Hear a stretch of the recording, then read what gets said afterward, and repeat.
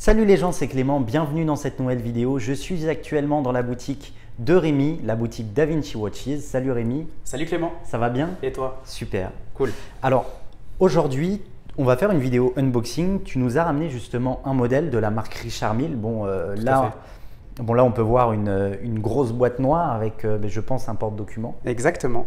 Mais je tiens à préciser que je ne connais pas encore le modèle qu'il y a à l'intérieur et c'est ce qu'on va découvrir ensemble. Allez, commençons. Allez. Donc j'ouvre la surboîte. Voilà, donc on appuie dans sur la le petit boîte, bouton. T'es prêt? Ouais, vas-y, je suis prêt. Ah là là, magique. RM55.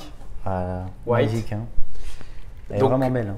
On est sur la RM55, la Bubba Watson. Ouais. Donc on est sur une pièce qui est en ATZ. Donc c'est un matériau qui s'apparente au quartz, à la céramique, voilà, c'est dans ces familles-là. On est sur une pièce à remontage manuel avec 55 heures de réserve de marche, Ouais. avec le mouvement qui est quasi dans sa totalité en titane grade 5. On est sur une pièce qui est ultra légère et qui a pour particularité de pouvoir supporter jusqu'à 5000 jets d'accélération. Donc un bon swing, on va dire. Ouais. Un très bon swing. On est sur une pièce qui est ultra confortable, qui est vraiment sur l'ADN de Richard Mille et voilà. Complètement. C'est vrai que la montre est quand même assez épaisse, quoi. On est sur un 50 mm, il me semble. Tout à fait. Et sur un 13,3 d'épaisseur, si je ne dis pas de bêtises. Ça doit être ça.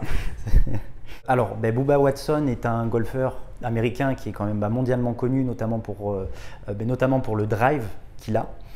Et il se trouve qu'il a remporté 2 Masters. Le premier était en 2012 et le second en 2014. Et c'est à la suite d'une rencontre avec Richard Mille en 2011 qu'il rejoint l'équipe, j'ai envie de dire, qui rentre dans les partenaires, Richard Mille.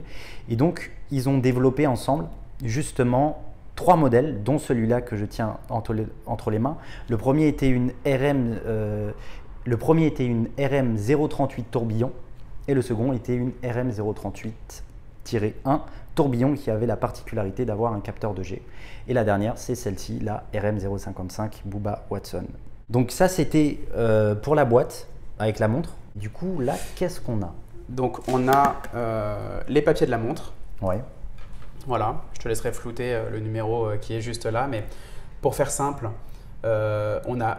ça doit être le catalogue. Exact. Non, en fait, on a le mode d'emploi. Ok. Et ici, ça va être tout ce qui est manuel de garantie, etc. Tout ce qui est…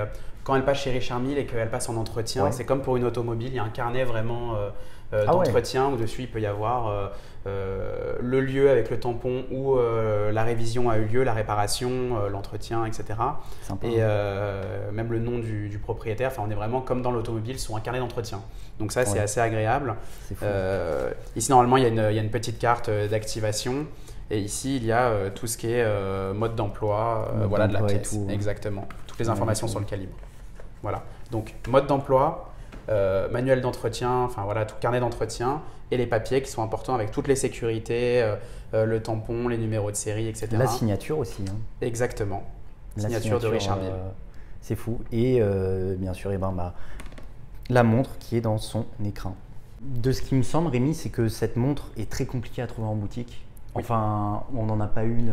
Tout à fait. Alors, il faut savoir que Richard Mille, c'est une toute petite production. Je pense, je n'ai pas des chiffres exacts, mais je pense qu'on est entre 5 et 6 000 pièces à l'année. Donc, par rapport à d'autres manufactures comme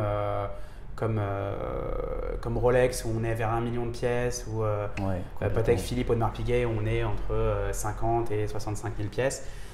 On est vraiment sur une production qui est ridicule.